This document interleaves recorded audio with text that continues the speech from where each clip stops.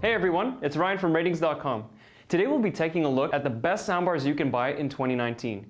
We have recently started reviewing soundbars and we have been testing the most popular models. Just keep in mind, we are still testing more. We'll look at the design, sound quality, and connectivity of the best soundbars across various usages. Since this is a new product for us to test, I'll give you a little bit of an intro into what we're doing before checking out the best soundbars we've tested that you can buy in 2019, going from the best budget soundbar up to the best of the best. I'm not going to go into too much detail in this video, so don't worry. So let's start off with the room. This is our soundbar and TV testing room. TV sound is tested here as well as soundbars. It is not an anechoic chamber, it is a fairly standard room, more similar to what you may have at home. This way, we can report how soundbars sound in normal conditions. We have developed tests for use in here with this, our custom mic array that we have come to call Miczilla. We use this to take a total of 80 different measurements in different spots of the room to determine the average frequency response. We also use a dedicated speaker system as a reference for things like soundstage, so we can better evaluate the performance at a comparative level. This setup is not meant to yield absolute values of performance because your room at home may sound different. This setup is meant for all the soundbars we test to have mostly comparable results to one another because they are tested the same way. For more details about our inaugural soundbar test bench, check out the links in the description below. Alright, let's get started with our recommendations. We'll start with the best budget soundbar, the Yamaha YAS-207. It is a decent 2.1 soundbar, meaning it has an included wireless sub. It has Bluetooth and a multitude of ports for connectivity and can play back DTS and Dolby Digital formats. It has a plastic and mesh fabric construction with the LED light indicators on the front plastic section. The sub follows the same design language. The bar is 2.3 inches high and should not obstruct your view of the TV. Depending on your TV, it might fit between the legs, but will most likely have to be positioned in front of the feet of your TV. The remote is very small and not particularly nice, but it does have useful controls. Sound-wise, the YAS-207 has a very good stereo frequency response and has a neutral and accurate sound profile. For its price range, it can also deliver decent bass. It has a decent soundstage that is about the width of the bar, so it can't separate sounds like a dedicated speaker system can naturally. It can get plenty loud, and the dynamic range compression at max volume is noticeable, but not too bad.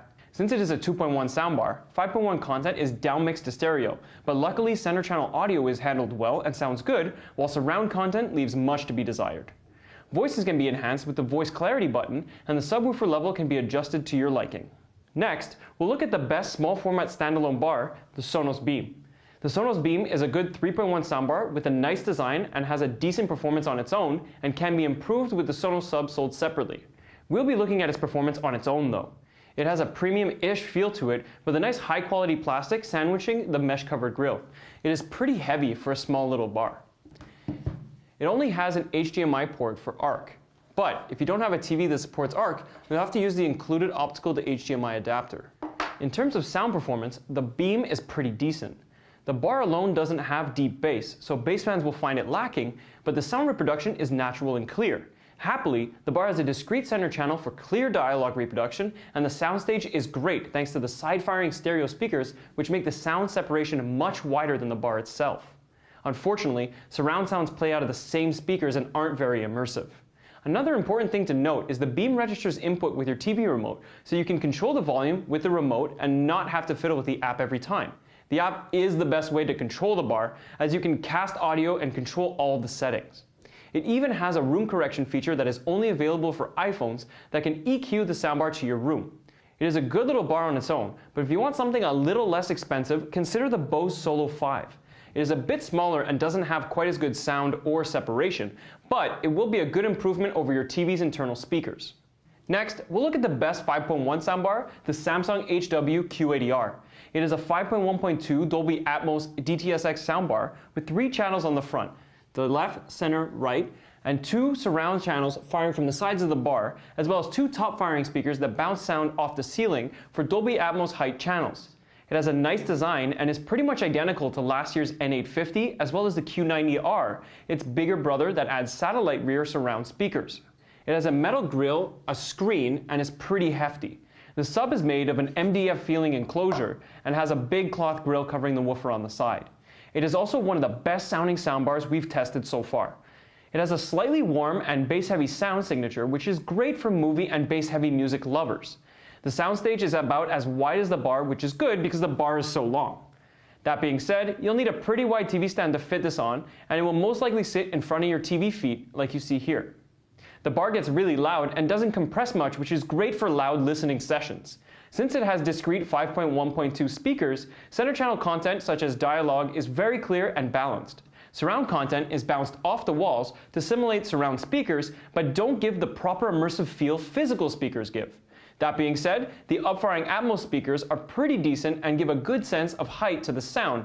It's just not as good as downfiring speakers for pinpoint accuracy of sounds. The bar is very customizable with the remote, and you can play with almost every setting possible to tune it to the way you like it.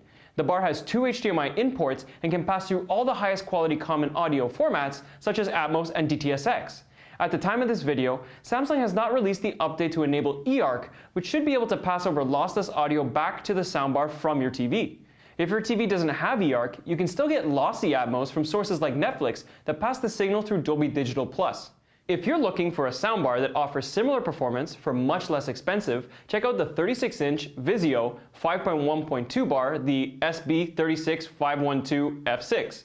It has physical surround speakers that are wired into the subwoofer for a more immersive surround experience, and the sound quality is great. It is not as premium feeling as the Samsung Q80R, but it is a great performer nonetheless. Now, for the best soundbar you can buy in 2019, the Samsung Q90R. Some of you may be wondering about the Sennheiser Ambeo soundbar, but we'll get to that in a minute. The Samsung Q90R is identical looking to the Q80R and adds 2 rear surround satellites that themselves have up-firing speakers as well, so it is a 7.1.4 system. It performs almost the same as the Q80R in every way and is our highest scoring soundbar. The physical rear surround speakers at an elevated level of immersion the Q80R falls short in. The rear surrounds will only fire with 7.1 or Atmos and DTS:X content, but you can force them to always be on by putting the soundbar into the surround sound mode. It does a good job handling Atmos content, but the upfiring speakers still do not give pinpoint accuracy to the height sounds like dedicated downfiring speakers would. The Sennheiser Ambeo soundbar is a good soundbar, but there's a small problem with it, and that's its bass. Besides how massive it is, and it will undoubtedly block your TV, the sound performance is only decent.